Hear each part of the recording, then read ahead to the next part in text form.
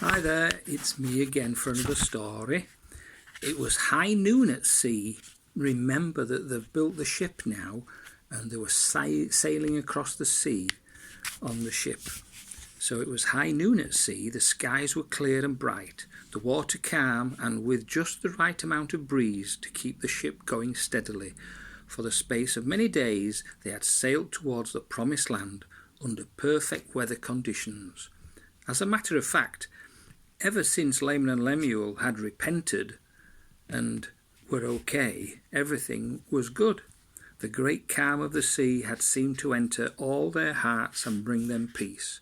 Sariah and Lehi were well again and very happy. Nephi's wife and children were so delighted at being with Nephi again that they found joy in every waking hour. For the first few days after the storm, Laman and Lemuel kept themselves ashamed to show their faces. But as the days passed, they forgot their guilt and began to go about the ship as boldly as ever. Today Lehi stood on deck, old and wrinkled, with white hair, with hands clasped behind his back. Nephi knew he had stood in the same place without moving for over an hour. Was something wrong? His father was so quiet, so sense difficulty of any kind, that Nephi began wondering what had happened. From where he stood, he saw his father gently clasp and unclasp his hands. The moment seemed calm, but nevertheless, he decided to clear up the mystery, so he hurried to his father's side. "Father, may I join you?" he asked.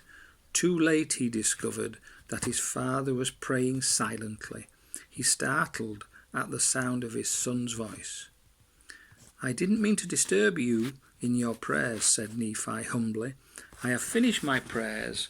I was thanking God for sparing your mother's life so that we might see the promised land," he said, smiling as one had been granted a rare gift.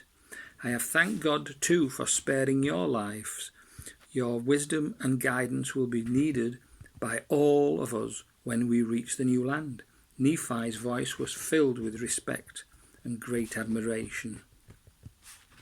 "I shall continue to guide and teach many people while life shall last, and when I have passed on to my Maker, I shall rest in peace, knowing that you, Nephi, will take over the leadership, because I know that you will lead our people in the ways of God.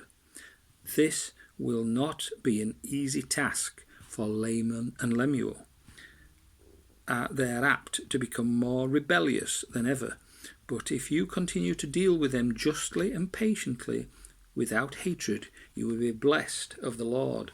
Are you listening to me, Nephi?" Nephi had turned his face away to hide the sorrow he felt upon hearing his father's voice. How strange it would seem to be humble, to take his problems to his father, or share with him some new-found happiness. "I am listening to you, Father," he answered, forcing a smile. Laman and Lemuel walk in darkness. They like the shadows better than the light.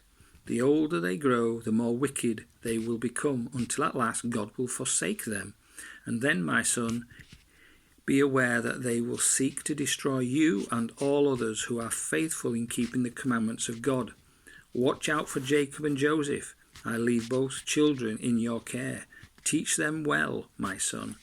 Father, both men turned to see Jacob running towards them at a breakneck speed. "Don't run so fast, boy. You will fall and hurt yourself." "Look," said Jacob. "Look." "Where?" "There. It's land." When Lehi heard Jacob's announcement, a thrill of excitement ran through him. For the moment he felt young again, eager for adventure in the new land. But then, shading his eyes, he stared out to sea and discovered that he was no longer younger, and his eyes were dimmed. Turning sadly to Nephi, he said, "I can see nothing but the water. Can you make anything out?"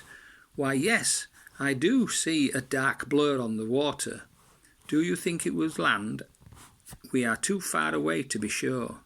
"Wait, Jacob!" Lehi caught the small boy by his tunic and held him fast. "Where are you going?"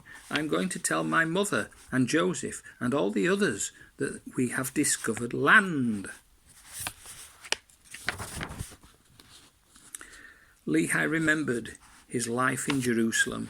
What an easy, comfortable life it had been, but he had no regrets about leaving it far behind, because he was certain that he had it all to do over. He would do the same again.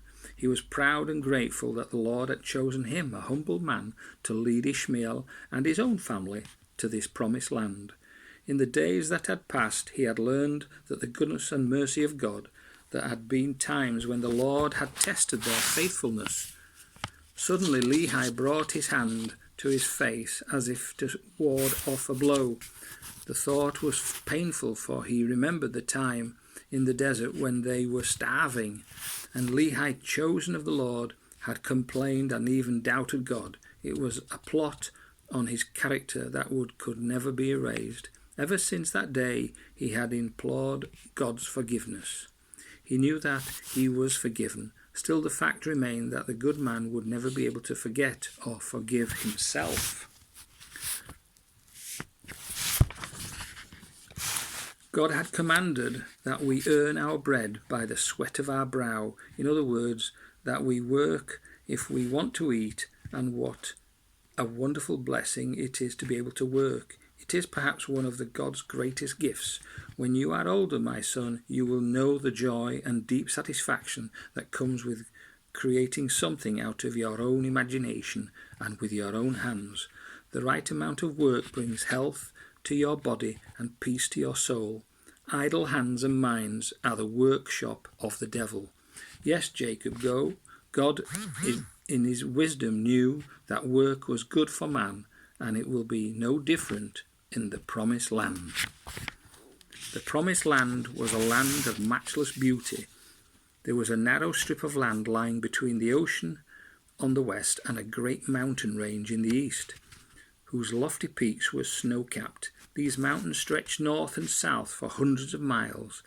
Down their sides came great waterfalls, rushing and roaring into the green valleys below. In the deep, dark forest there was to be found cows and oxen and horses and asses and the goats and wild animals. In the mountains they found gold and silver and copper ore. Immediately they set to work, tilling the soil, planting the seeds they had brought with them from Jerusalem, and God blessed them with a bountiful harvest.